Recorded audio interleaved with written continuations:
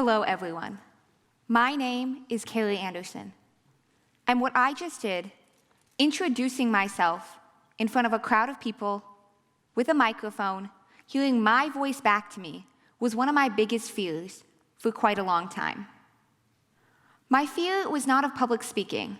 I've always been pretty outgoing. My fear was different. I was afraid of introducing myself because, as you have probably already noticed, I have a speech impediment and sometimes struggle to pronounce even my own name. When I was little, everybody thought that my speech was cute. It was something that I would grow out of as I got older. But when I was in 3rd grade, I took a test that forever changed my life. We were being placed into different reading groups based on our strengths and weaknesses, and there were several parts to the test. While most components said that I should be placed in either the middle or the advanced reading group, there was still one final component to go. My teacher pulled each of us out into the hallway individually and had us read a passage out loud. After completing this portion of the test, she felt that the rest of it may have misidentified me and recommended that I be placed into the reading assistance group. When I was told that I would have to go to 2 extra reading classes a week, I was so excited. I love to read, and at this point in my life, I was reading 2 books a week anyway. There was one part of these classes that I couldn't stand. One of our last stations, we had to read a passage out loud into a tape recorder and play it back for ourselves. This was the first time in my life I truly heard my voice the way those around me heard it, and I began to hate the way that I sounded. After a few months in the program, it became clear that it was not the right placement for me, as it focused much more on comprehension as opposed to articulation, where I needed improvement. As a result, my teacher recommended that I be placed into speech therapy. But it was offered as a part of the special education department.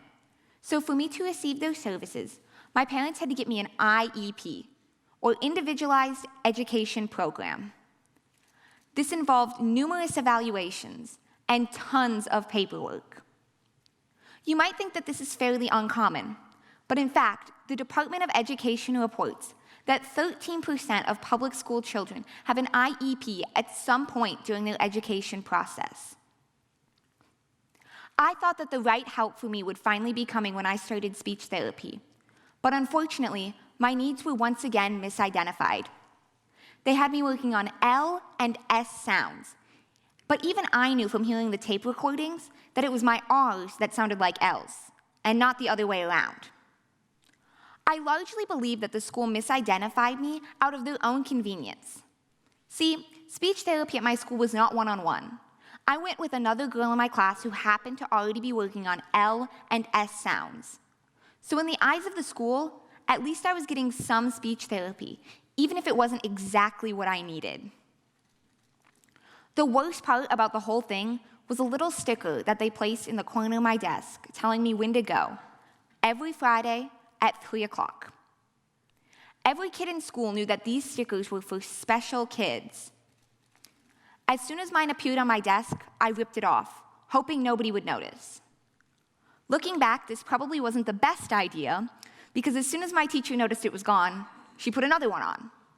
So I ripped it off, and she put another one on, and I ripped it off. This cycle continued for the rest of the school year. And as soon as the other kids noticed that sticker on my desk, I was officially labeled the girl who couldn't talk. Just a few months later, my life would once again completely change. My parents decided for many complex reasons to open enroll me into a different school district.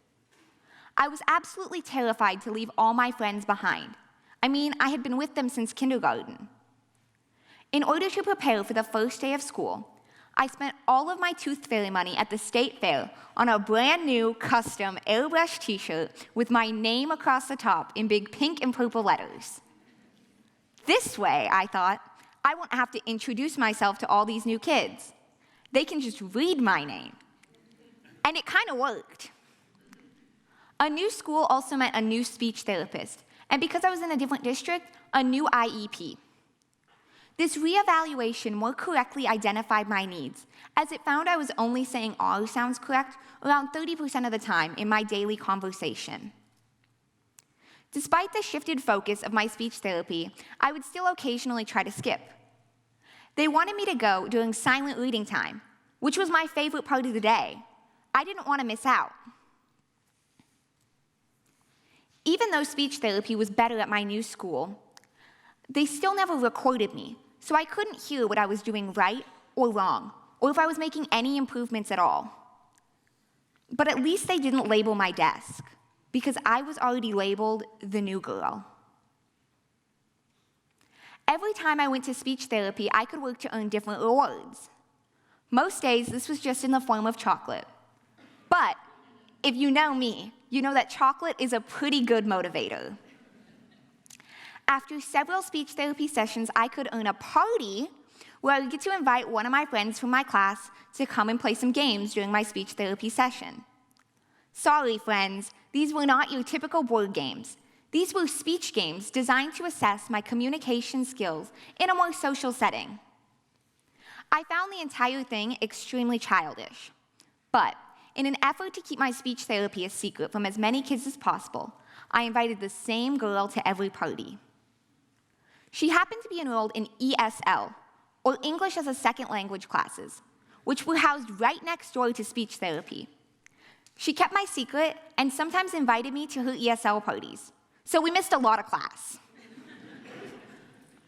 When I went to middle school, I was given the choice of continuing with the speech therapy program, but for many reasons, I decided not to. I was already losing silent reading time as a part of my day, and so I would have to go to speech therapy during regular class, and I didn't want to have to do makeup work every week. The bigger reason why I stopped speech therapy was that I felt the speech therapist spoke down to me. They made me feel as if I was a baby, for getting the help that I needed. I just wasn't ready to put the fight in to improve myself. In 7th grade, not knowing that I had previously received speech therapy treatments, one of my teachers once again recommended me for the program. As a result, I was forced to have a consultation with the school's speech therapist, and while both she and my parents felt that I should give speech therapy another go, I was far too worried about the potential embarrassment to try again. It was around this time that the bullying really started. Nothing was too extreme, but teachers still refused to punish students for their actions.